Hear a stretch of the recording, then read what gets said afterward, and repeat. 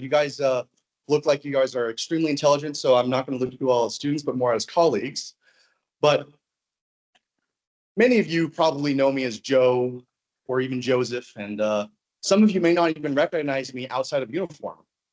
But that's not what we're going to be talking about today. As a matter of fact, one of the things that we're going to be primarily focusing on is having a somewhat uncomfortable conversation. The intent of today's talk is to figure out why we do certain things we do in space. So I actually want to start off with a story about a situation that I was in a few months ago. I was working with a client on the East Coast. This organization had come out to us and asked us to help perform software validation as well as help them assess their cloud strategy. And we're going through identifying what applications can be moved on-prem into the cloud. And we're going through this. Invariably, we come across one particular application, an extremely old application. And the question was brought up that, well, how do we continue to sustain this particular piece of this software? How can we continue as an organization to use it? And I asked them, well, have you considered redoing the code, refactoring the code, and actually bringing it from a legacy solution and moving it into a containerized environment or even virtual machines? There are so many options with Amazon Web Services, Google Cloud Platform, Azure, where we can rewrite the code and continue to sustain with a significantly improved security baseline, reducing vulnerabilities and meeting common compliance. And their reaction to me was, well, Joe, that makes us uncomfortable. So I paused and I asked him a question, and I said, have you ever been pulled over by a police officer? He looked at me a little surprised at this question, and he said, well, yes, of course. 80% of us have lead feet here. Okay, so when you got pulled over, did that interaction make you uncomfortable? He said, of course it did.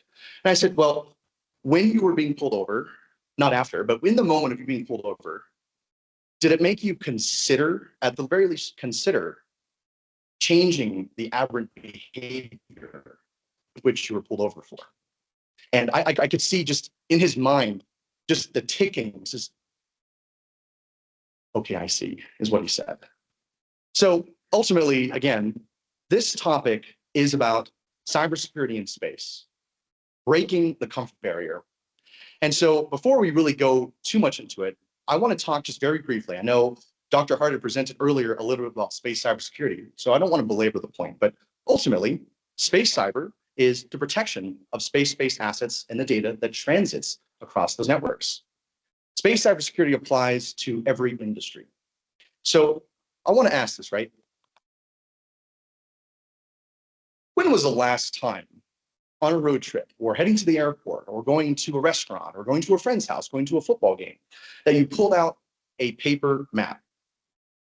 Show of hands. Who here still has a paper map?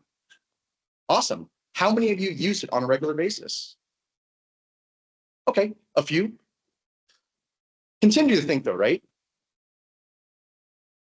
When you were traveling, if you didn't have the paper map, right, what do you do then? Let's say you no longer have access to your phone. And on top of that, a more even relevant question is, how much cash do you carry on your person? I still carry cash a little bit. Does anyone else here carry cash in their wallet? All right, I take donations and bills greater than 5. Thank you. But in all seriousness, right? How many of you still carry cash? How many of you carry precious metals?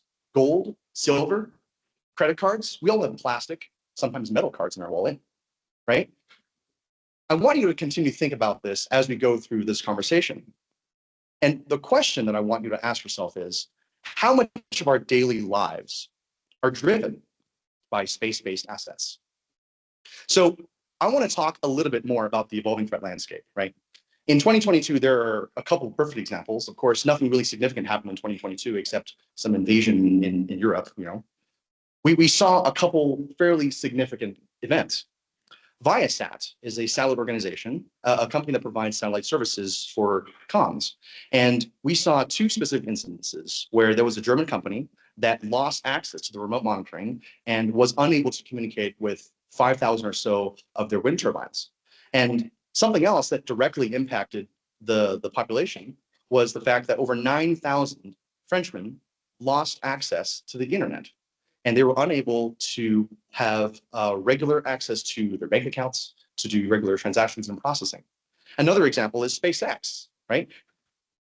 First of all, if you've never used Starlink, it is a disruptively innovative technology that allows individuals to have high-speed data access anywhere that has a direct line of sight to the sky.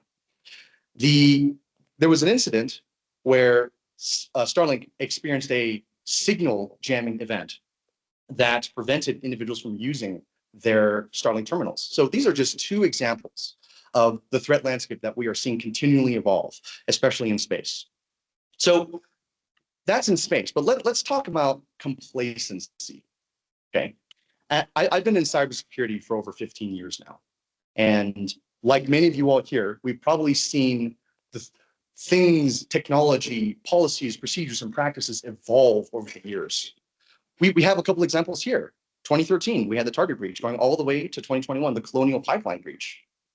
Every single one of these incidences, there were situations where the team became aware that there was a potential vulnerability and a potential attack vector and chose not to do anything about it.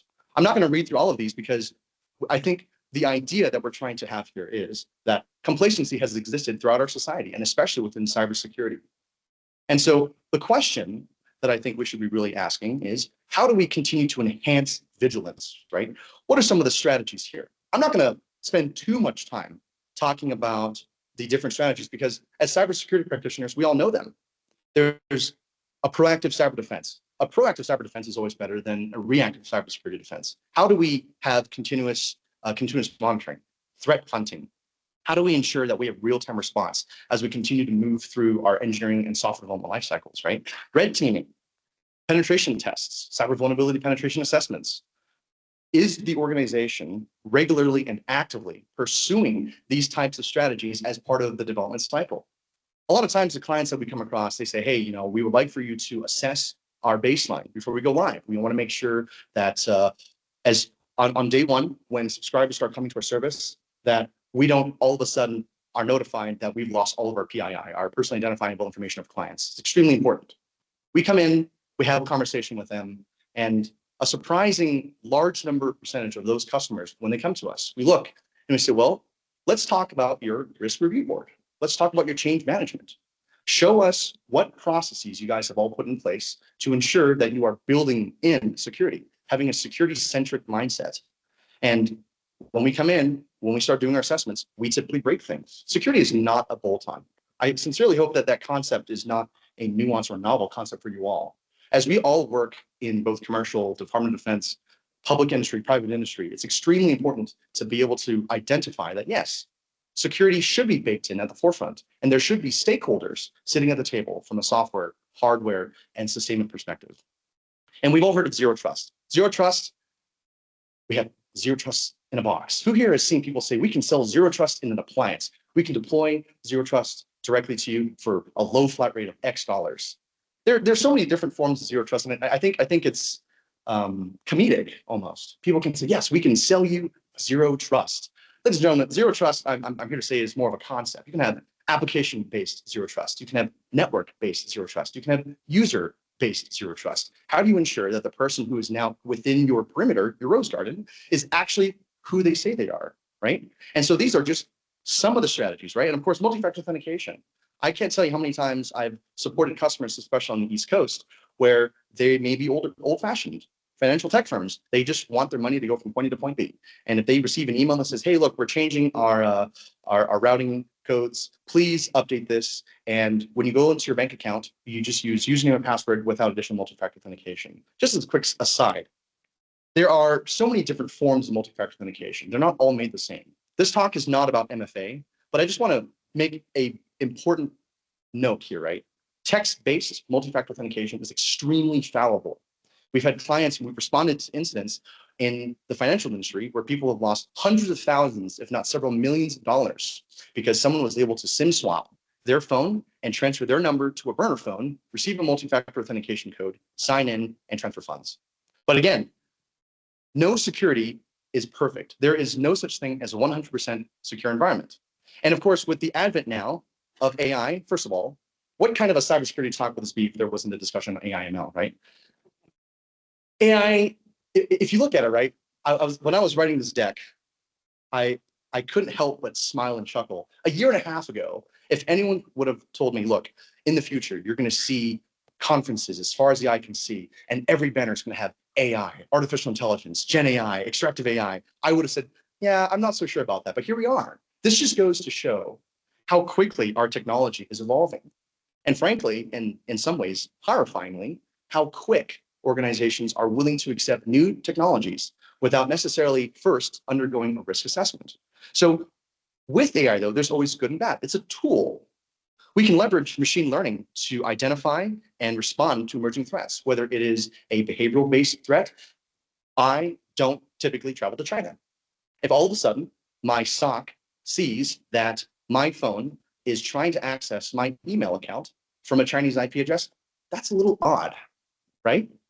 We have AI, we have machine learning tools that can create patterns for us. And at the end of the day, AI integration and threat detection is intended to identify patterns and strategies on unique experiences of this particular individual, right? And so automated response is another potential tool, right? How do we ensure that instead of having all of our security operations center techs, the SOC techs, how do we prevent them from getting burnt out, right? How can we leverage some of these tools to help augment the tool? But at the end of the day, in every case, in the military, in the government, in public sector, there always has to be a human in the loop. Because if a tool comes back and says, yes, this individual is not supposed to be here, or this firewall or this computer has never pinged from this IP address, we're going to immediately block it. Is that the right action? Maybe, but there always has to be a human in the loop. So on this particular slide, the question that I want to ask here is, are we as organizations, are we as practitioners starting to have an over-reliance on automation? At what point in time do we say, okay, it's time to switch off the brain and actually just rely on these products? So this goes back into the whole concept of complacency. But with human complacency, we also have the other side. We have regulatory and policy considerations. The NIST, National Institutes for Standards and Technology, came out with publication, NIST IR 8270, Introduction to Cybersecurity for Commercial Satellite Operations. This is effectively a risk management framework that NIST has come out to propose to assist individuals and organizations within the satellite industry to try to manage risks in space. I said this before and I'll say it again. Organizations must perform risk assessments. And for those of you who've heard my previous talks, having a risk-based, security-centric mindset and framework when talking about engineering or any business operations is absolutely important. There has to be requirements that have to be established. So we as an engineering consulting firm, whenever we talk with a customer, we always start with, well, what is the end goal? What are you trying to accomplish? As opposed to saying, well, why are you using this product? Why are you using that product? As an engineer, I can say, I love XYZ Corporation's EDR versus ABC Corporation's EDR platform. To me, that's a cool factor. But to the business owner and to you all as managers, practitioners, and other business owners, you don't care about the cool factor. You want to make money. You want to reduce the bottom line. You want to reduce liability to the bottom line. And you want to ensure that the products that you're bringing in actually meet the requirements so that your business can operate effectively and efficiently. So other regulatory and policy considerations is the US's Space Policy Directive 5. This provides guidance on protecting space assets and limiting damage to other assets that are in space. And of course, Europe, ESA, the European Space Agency, the ESA's Security Office, ESO. You know, I look at these things and I always laugh because it's not, the US does not have the sole right to have ridiculous acronyms. So we have additional acronyms here, right? The European Space Agency has their own cybersecurity resilience plan and policy, where it effectively addresses space security context. You know, what is actually flying in space? How do we get objects into space? How do we get artificial satellites into space? As well as it ensures that the security processes and measures are applicably implemented within the organizational risk tolerance. So at the end of the day, we have all this security. We have all these rules, regulations, policies, and procedures. Does it matter? Because at the end of the day, we can have the best firewalls, we can have the best a DLP, the data loss prevention software. We can have the best rules, the best training, but if you have complacency, if you have individuals who don't really think about that, does it really matter? Comfortable people can be complacent people. I initially wrote this as comfortable people are complacent people. I like to be comfortable. I don't want to think that I'm complacent, but that mindset, right, challenged me to think about, okay, well, I'm using this particular product or this particular approach. Is it the right approach for this particular customer, for this particular program? Complacency, people who are complacent make mistakes, okay? Again, going back to my example about getting pulled over. Rushing to work, I had to go feed the dog, drop off the kids at work, whatever the case is. Like, you know what? I'm taking the same road every single day. There's traditionally no cops in this area. I'm just going to go. That's a complacent mindset. Complacent people make mistakes. And in this case, especially in space, mistakes hinder our ability to operate effectively and efficiently. I think those two are extremely important to identify because effectiveness and efficiency is different, right? There's so many organizations that are effective at what they do, but they spend so much time and resources to do things properly. So the objective here again is to ensure that we are building let's see, we're building a culture of security. We all understand how to engineer. Many of us here are information system security engineers, system security managers, officers, system administrators, whatever the case is. We understand how to build things. What I'm here to challenge you all to think about is how are we thinking about security? At what point in time do we start to build and start thinking about what could happen if we don't have security at the forefront? Education is important. I'm not necessarily talking about training, but I think it's educating people on the mission. If everyone in the organization understands the importance of why we do certain things and the potential consequences of not having security, it might trigger individuals to think, okay, well, maybe I should spend an additional minute, hour, day to consider how the system might be used by people. Because at the end of the day, people are fallible. All the software that we use in our day-to-day life is designed with intent. I recently switched over to iPhone. So I've been on Android the majority of my life. It's funny, my wife has been on iPhone her entire life. And my first iPhone was a 3G. I hated it so much, I chucked it against the wall. And when I went to the iPhone 15, because they went to USB-C, I thought that this is the most ridiculous piece of hardware and software. It just didn't make sense to me. But for me, it's educating myself on how that piece of software should work. That example is intended to illustrate the fact that just because software has good intentions to be used in a particular way doesn't always mean that the users will use it properly or that our competitors or adversaries might use it for something else. So again, it's that mindset.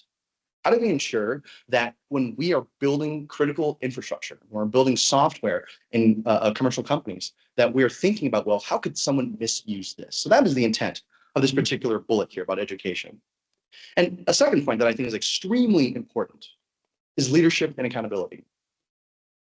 How many here have worked in an organization where leadership has just said, look, we don't care, just get it to the finish line, just get it done, get it out the door? That happens all the time, right? Security, as I said, security-centric mindsets are really, really, really reinforced and extremely powerful when they start from the top. When there's leadership buy-in in an organization that says, yes, we are going to do security because of X, Y, Z reason, and where everyone in the organization understands X, Y, Z reason, then everyone can get behind it. It's always difficult to lead from the rear or be a servant leader. Individuals who don't necessarily have a purported position of authority, they're trying to effect change. We can do it, but imagine, would it not be easier on all of us as practitioners and as cybersecurity defensive engineers, or even some in the offensive engineers, to have that conversation from the top down and that messaging that says, look, we value security, and this is the requirement that is driving this approach for security. And so the last thing that I'll say is this: having a vigilant mindset. It kind of resonates back to the first point I was talking about how we all as practitioners, we need to think about what if. Just because I have an iPhone does not mean that I can't turn my device into a Wi-Fi pineapple. I'm going to use that term because I think we all recognize that, right? I have a tool on my device that allows me to ward drive, find every single person's broadcasting Bluetooth. And I'll actually use that as a caveat. In 2016, I gave a presentation at the Calais campus. I had a little Bluetooth low energy beacon. It was the size of a quarter, and I was broadcasting just a website as well as my LinkedIn.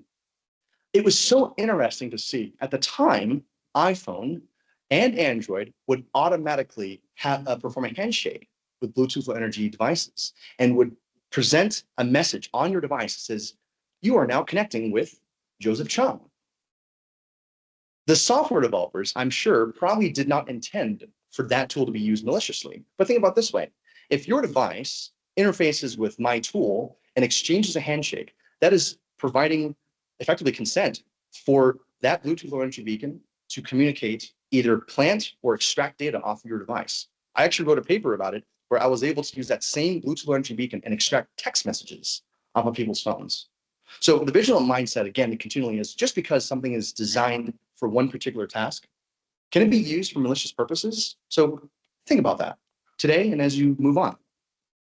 So this transpires continually into the holistic security approach. I won't go too much into this because I think we've talked a little bit about it, but there's an engineering mindset here with security. There's a compliance and policy mindset with security. Security is a shared responsibility for the users, developers, and the defenders, right? Everything here wraps into the same. Security by design. There's so many ways to do it. Like I said, there are multiple ways to do multi-factor authentication. There are multiple ways to do zero trust. There are so many different ways to accomplish security by design. It is extremely important to start with the what. What is the intent here? What is the requirement that the organization is trying to meet here? So compliance and policy, as we talked about earlier, right? Access control. You leaving an organization, do you still have access? Well, I used to work for a Fortune 500 telecom. And when I left the organization, one of the benefits when I was there was I would have free access to cable TV and a bunch of other stuff. It wasn't until 4 months later that I got an email that says, your access has been revoked. Okay, that's commercial. So we're thinking, okay, who really cares? It's just cable TV, haha. But in the defense, in defense, those who are ISIs and ISOs, some of you may work in EMAS, working in ATOs, authorities to operate. When you leave a program, when you finish support for a program, and you go back to the EMAS, do you still have access to the old programs? Are you still the PM? Are you still the ISM, ISO? Think about that, right? How important is it to ensure that you have the right access and that organizations aren't unnecessarily opening themselves up to risk? Shared responsibility starts from the top and it goes straight down into who we are as users and developers of the environments. So the path forward, right? I encourage everyone here to continue to recognize that technology is going to always change, okay? Technology will never stop advancing. And as a result, security challenges will never stop evolving, right? Continuous improvement, innovation, being disruptive, asking those types of questions that, look, should we be doing it this way? What if a competitor, an adversary, someone else, someone who doesn't understand technology, what if they use it incorrectly? How do we work around that? Security is not a bolt-on. Cybersecurity is not a bolt-on, and it should never be. We have to adopt, as I said before, a risk-based, security-centric engineering approach for everything that we do as practitioners. If you're concerned, if you are nervous based off of what I've talked about here, if what I'm asking here has made you think about, wow, we have a particular challenge we're trying to deal with, and I've never thought about how people could misuse our software, how people could misuse our cloud infrastructure. Interesting. Does this one group have the ability to access this secured instance in Google Cloud Platform? If these are questions you have in mind, let's have a conversation. Come find me, we'll talk. ArcLight 6 is a risk-based, security-centric engineering consulting firm. We provide primary services within cyber, network, and software. I appreciate everyone coming to my presentation today. I don't know if I have any time for questions, but thank you very much. I appreciate everyone today.